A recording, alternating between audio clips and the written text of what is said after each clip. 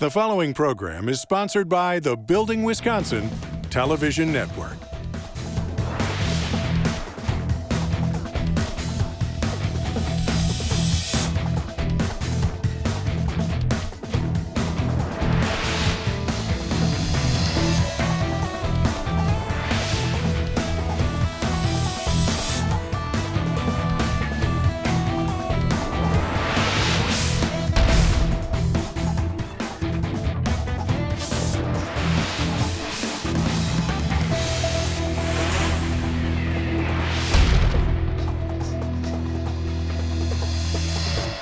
Welcome to Building Wisconsin, Jim. Great to have you back on our show, and I'm so excited about this show in particular because you have a really cool event you're going to share with us. Yeah, it's a really cool event here. We're up in Fond du Lac, Wisconsin at Fond du Lac Natural Stone, providing the venue, and Spec Mix along with other entities are here today to get this event going. And that competition is called the Bricklayer 500. When I look around here, it appears to be more than just the competition. There are a lot of high school kids here. Is that what this event is all about? Introducing the bricklayer trade to young adults using training? Oh, exactly, Stu. It's a great event for high school students to come out here and touch and feel what masonry is about, whether it's getting a chance to do a little hands-on competition, talk to masonry leaders. We actually got some high schools along with our apprentices performing a little competition after the main event. Oh, that is going to be so cool, not only for myself, but our viewers to see how the trade is advancing and trying to bring the next generation of bricklayers in.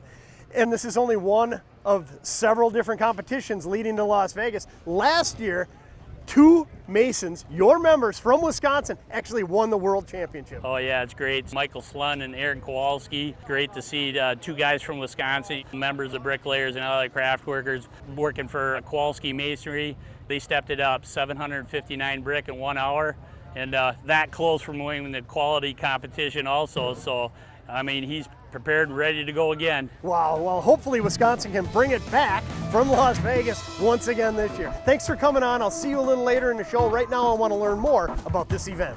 Thanks, Stu.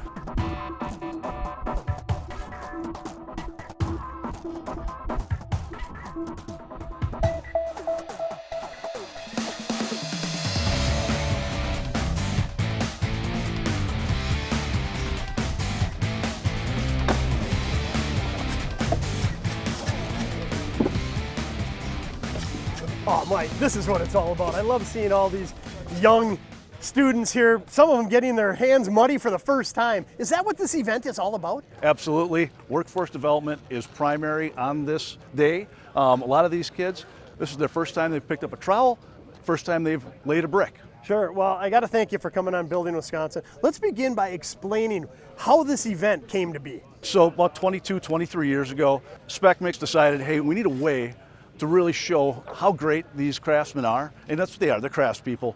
They're artists, the bricklayers are. So we wanted to promote who these masons are and what they're really doing. And really get the next generation in, right? Introduce people to the trades through the training? Absolutely. About 6-7 years ago, we really started bringing the young folks in, and we need to do our part. Well, let's face it, everybody loves a competition, and from what I've heard people talk about and what I've read about it, it's really taken on a life of its own. It really has, you bet. We've got 23 regionals around the country. 3 of them are up in Canada. We've had competitors out in Las Vegas at our national event, all the way from Australia and England. So it really is a world championship. I mean, when we're proud to say that the last year's world champion came from Wisconsin, I mean, that's legit, right? Absolutely. Okay, this is where they're beginning. They're getting their hands dirty, they're getting a feel for the trowel, feel for the mud, but you also created the Junior Bricklayer 500. That's the next step in the process, right? Correct. So we're looking at Be a Bricklayer. This is just introducing the young kids to it.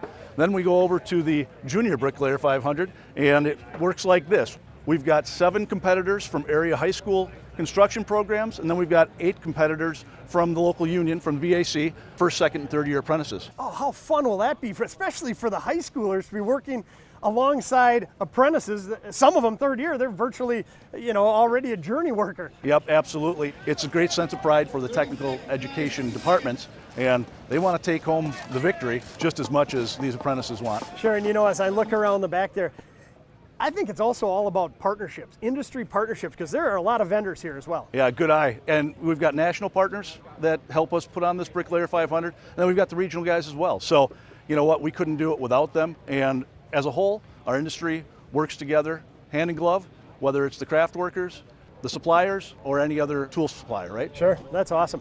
Okay, let's get into the main event here, the Bricklayer 500. Walk us through that. I mean, what are the teams comprised of? How many teams are here at this regional competition, and how many teams are ultimately in Las Vegas? At the Wisconsin Regional this year, we've got 10 teams, mason and tender. That's what comprises the team. Every year it's a little bit different, whether it's someplace between 10 and 14 teams is about what we can handle. Pretty tough to get in here. I gotta believe you just don't let anybody, a greenhorn, come in here and mess up the competition. No. We've got our standards that we want to keep track of too. But no, if you're a journeyman mason, we know who you are. A great sense of pride with the competitors there. I mean, battling hard against each other. Oh yeah. Yet respectfully doing so. Absolutely. A lot of these guys are return competitors. They know each other, and they like to rib each other, right? It's just like being out on the job. How many of these are repeat? You said like 8 of them. I mean, like when you say repeat, just 1 or 2 years, or has it taken like several years of them competing to ultimately win it? So I know that one gentleman here has been competing with us here for about 10 years. Wow. He's represented us out in Las Vegas. Mike Schlund, who's here today too, he competed at least 7 years. So they come back year after year. And they work as a 2-man team? So there's a mason and a tender. That is the team, and it really is a team event. As the mason is laying his product in the wall, his tender is making sure that he's got mud on his mud boards and the brick are where he needs them to be. So what's involved in the competition itself? I look back there and I see a first course set up at all 10 stations. Yep, so it's 26-foot long wall, 2 courses of block and a starter course of brick. Everybody gets to that point, and then that's when we start the competition. And so it's ready, set, go. You have 60 minutes to lay as many brick as possible? That's correct. So we have 60-minute laying portion of the competition. They get a 5-minute break, and then they get 20 minutes to go back and tool and joint and brush the walls. So it's more than just the sheer number of brick. It's also quality as well? Absolutely. So there's 8 different quality standards that we judge the walls on. Everything from plumb, level, tip brick, and shiners or brick orientation. You know, I got to believe the judges are pretty particular, because really you're sending somebody to represent our state, our region at the national event. You bet. Well, hopefully we can bring back another Wisconsin champion this year in Las Vegas. I hope we can. Thanks a lot for coming on today's show. Thanks for having me. 2, 1, hit it.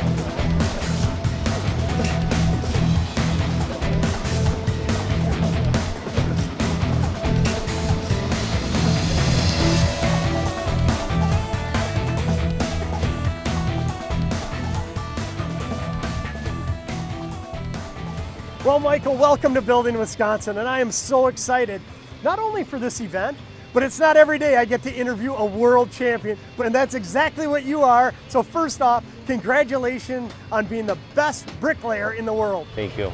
That must have been really something down in Vegas. It was really neat. Yeah, well, as I understand it, because you're champion, you get to be a judge at this year's event, so you're not actually competing, but you have an intimate understanding of what's going through all these competitors' minds. And that's really what we want to start off with, is tell me what you think year one, say the guys in the back row there, what's going through their mind? Well, I bet you they're pretty nervous right now. Yeah? Oh yeah. I know my first year I was very nervous, I was shaking, took a few courses to kind of settle in, but it can be nerve-wracking. And is this competition different than day-to-day masonry, like if I'm looking at this wall? It's similar. Laying brick this way, you got brick on the front side of the wall. That's how you would normally lay it on a building or a house or whatever. Sure. But with the brick on the back side, you never lay brick like that anymore. It used to be years ago when they built the building, they did it from the inside, they laid the block, and then they laid the brick on the outside of the building. So that years ago, that was more prevalent. Now to do that on a job, it's very rare, very And so rare. are they being judged on both sides of the wall? Correct, both sides. Oh my goodness. And so if you're new to this, you might have heard what it entails, but until you've done it, Right. you don't know what to expect. It takes a lot of practice to get fast on that back side of the wall. There's definitely different strategies here. I see some people put them in stacks of 5, evenly spaced. Other ones just leave them like all lumped together. I see some guys that are real methodical in their approach, and other guys that are there just running up and down, working the mud, doing everything they can to keep ahead of it. Right. Is there a right way or a wrong way? No, there's more than one way to do it. I mean, practicing, we built the wall probably 4 different times. It's finding the most efficient way, and every time you do it, you look at how you can save time for the next run. As I look, it's 2-man teams. How important is the partnership and relationship you as the mason has with the tender? It's very important. The tender has to keep the mud consistent on all 5 boards. He's got to set the brick up efficiently as possible for the mason just to grab it and lay it, not have to turn it in his hand. The tender also has to be able to read the mason, his body language. If it looks like he's going smooth or if he's struggling, he's got to ask him what's going on, fix the problem. Okay, and so a lot of communication and a lot of inherent communication, just being able to read each other and make sure that you're doing everything possible as the tender to help the mason lay a beautiful wall, but very quickly and very skillfully, right? Because as I look at these all look like athletes to me. And I mean, speed, skill, stamina, all come into play in this event, not unlike day-to-day masonry work, right? Correct. Yeah, I've been laying block at John Muir Middle School for the last 2 months, and I mean, that's physical, so you stay in shape. Yeah, and you're working hard, that's for sure.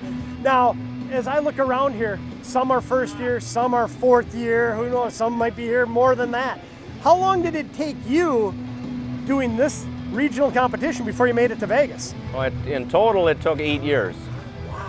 4 years to win a regional competition, and then it took the 4th year at Las Vegas to win the championship. Is it fair to say any of these teams could win this competition today? Anybody could win. It all comes down to judging. And how quickly you are, how many brick you lay, how skillfully you do it. Because when we talk about skillfully, I mean, aesthetics come into play as well as properly laid brick, I understand. Yeah. Wow, and so when you were down in Las Vegas, what was going through your mind the day of the championship? Just do good. Yeah. Lay them straight. I think I got 4 courses down, and I told myself, just make sure they're all straight. Really? And so you go through, time's up, 60 minutes. How long does it take for the judging to take place? It's normally about 2 hours. So, because there's 24 walls, 25 walls they got to judge. So it takes a while. Was it the longest 2 hours of your life? Yes, sir. Because you had been there before and you probably had a pretty good idea that you had done really well, but you didn't know if you were going to be crowned champion. I had a feeling I had a very good chance. Yeah, and what went through your mind when they said, and the winner is Wisconsin? I gave my tender a very big hug, and I just couldn't believe it. I was shocked. Oh my gosh. Well, as I understand it, not only are you judged, but you get a free pass to this year's World Championship, so you have a chance to repeat. So best of luck to you. I hope you bring another World Championship back to Wisconsin. Thanks for sharing your success story with us. Thank you.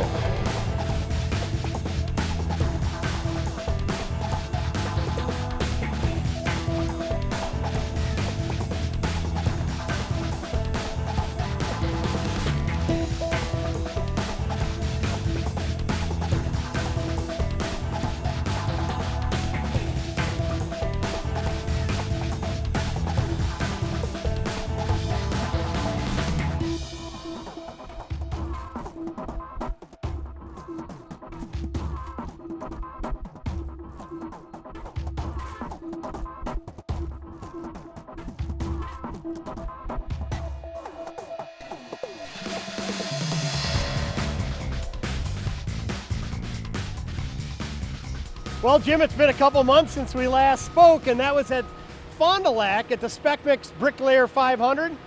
You have some exciting news to share with us coming out of Las Vegas. I got some fantastic news, Stu. Our last year world champion, Michael Schlund, went back just here a week ago Now he's two-time world champion of the Spec Mix Bricklayer That's 500. amazing. I can't imagine that happens very often, if ever at all. Two-time defending world champion right out of Wisconsin. That's awesome. Yeah, he doesn't just have one truck, now he has two.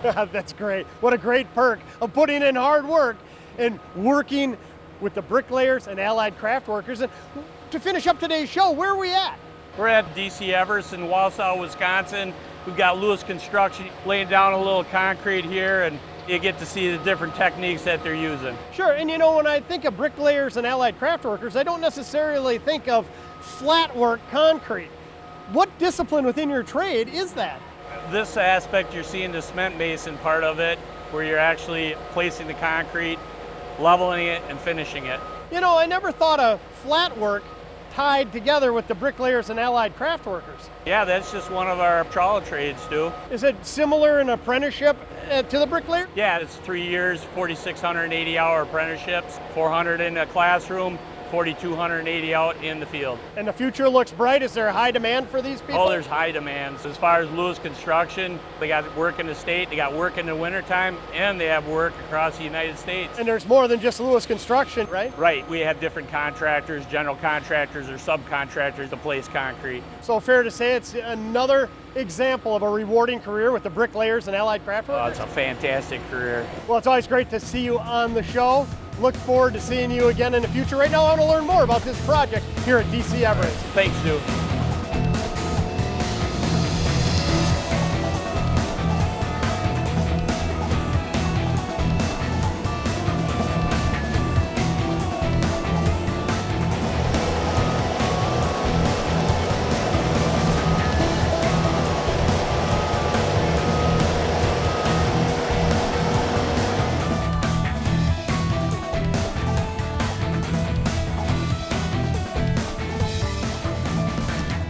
Steve, thanks for coming on Building Wisconsin. Wow, this is an impressive athletic facility here at DC Everest. Yeah, it's called the Turner Center. The cool thing about this whole project is that it ultimately is all by corporate donors. So there's no taxpayer money here. The local community came together to put together this beautiful complex for Well, everybody. we're happy to be here and have an opportunity to showcase not only the community, but the state as a whole to show what our tradespeople are working on, and this is an impressive project. Now, what is Lewis Construction's role in this project?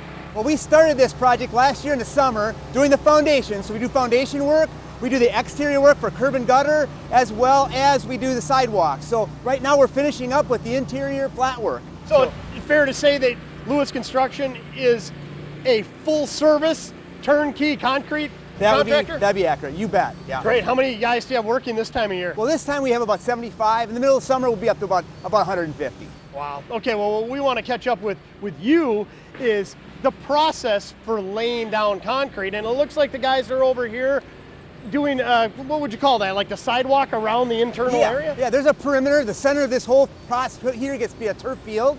So what happens here, first of all, is the excavation gets within a couple inches. And then we bring our laser graders out. We fine grade it to 1/4 of an inch. We then lay down our vapor barrier and our rebar, set our forms. And then after that, we start pouring the concrete. And you know, as I look around at all the equipment being used, the concrete industry has really changed. It's really evolved over the last 10 to 20 years, hasn't it? Oh, we certainly have. The quality, the high floor flatness that we can create with our laser screeds is just absolutely incredible. And when you're talking about 1/4 inch on a rough grade, I mean, that's pretty incredible. That was almost unattainable 30, 40 years ago. Right, and nowadays with our laser screeds, the floor flatness that we're doing is about the thickness of a credit card. That's how flat we can make these floors. Well, I'm anxious to get in, see the guys in action. Let's start with the preparation over here. Okay. You know, it sounds kind of silly, but I love seeing the preparation that goes into the pour, and this is just before it's going to be ready to be poured, right? Yeah, absolutely. So first thing we do is we have this 2x4 that we put down. We set that about 1/2 inch low. We then have this piece of flat stock steel that goes on there, and that's our precision height. That's the height that we want to make sure that we are spot on with. So, and when you say precision height, this is going to be filled ultimately with concrete. They're going to finish it to that level, and you want precision. That's correct. Okay, so take us through the process. I mean, earlier you mentioned that it all starts with precision rough grading, if that makes sense. Yes. We use laser graders. So in other words, there's a machine that we have that's actually going to fine grade this to 1/4 of an inch. Wow, amazing. That's how close we have to be. Then we install this visqueen vapor barrier right there, and we use that so that no moisture can go underneath that concrete so the concrete doesn't sweat, Stuart. And that looks really thick as far as visqueen goes. Yeah, it's 15 mil. And we tape all the seams. That red tape right there, all those seams get taped so no moisture can come in between those seams. So even though it's the prep portion, there's a lot of attention to detail. A lot of attention, yes. And looking how beautiful and equal each of these squares is with the rebar, and that looks like really heavy rebar. Yeah, it's number 5 rebar, 12 inches on center, and that's a very, very supportive structure right there. Okay, and so once this is ready for the concrete, what's going to be the next step? We're actually going to take that rebar, lift it up, and put one of these bricks underneath it, the middle part of the slab, so that that's exactly where the rebar needs to be for the support. Oh yeah, I can see the guys placing the bricks just kind of periodically, equally spaced around the area. And again, that's so important because now the viewer can see it's raising the rebar up, and it's imperative that that gets equally distributed throughout the concrete, like right in the center. It sure is. Right now, we're just making sure that all that reinforcement is being tied properly as well. And that's what Furby's doing right there. Boy, you know, a lot of attention to detail, but a lot of choreography. I mean, everybody's doing what they're supposed to do, it looks like. How important is the training they get back at the Bricklayers and Allied Craftworkers?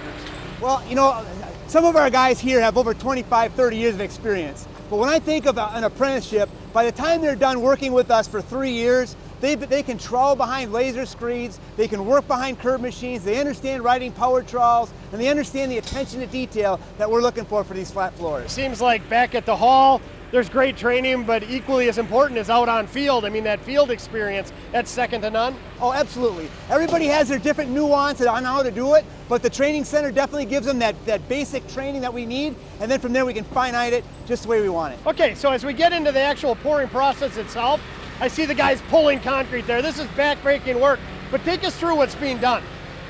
So first of all, we have one of our finishers over there, and he's floating that edge with the magnesium. That's one of the finishers. Up on our laser screed, there's a bricklayer. On the other side of the machine, those are all finishers as well. Okay, as far as the pour itself, they're using buggies, I see, to bring the concrete in?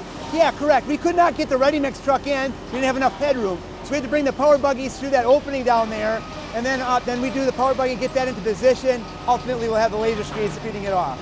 So take us through what the laser screed does. First of all, he's going to be putting his outriggers down in just a couple of minutes. Then he's going to extend that boom out. It reaches out about 20 feet. And when it extends out towards that wall, he'll get it within about 2 inches.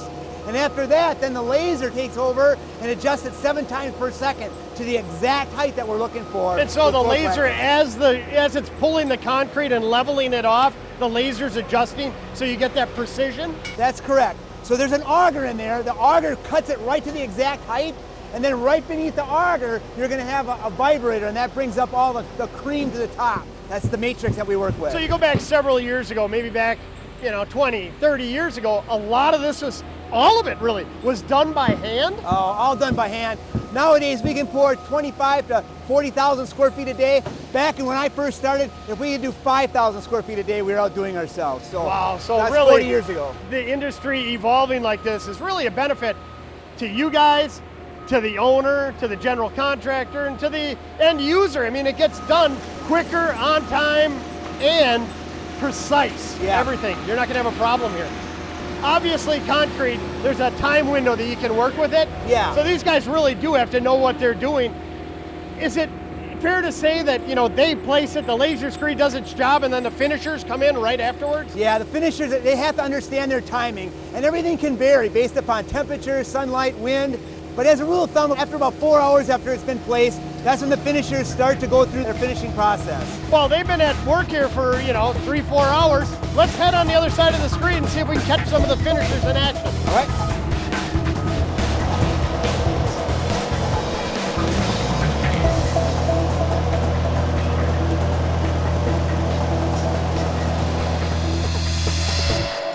All the handwork is still done with the finesse of the finisher and the skilled trade.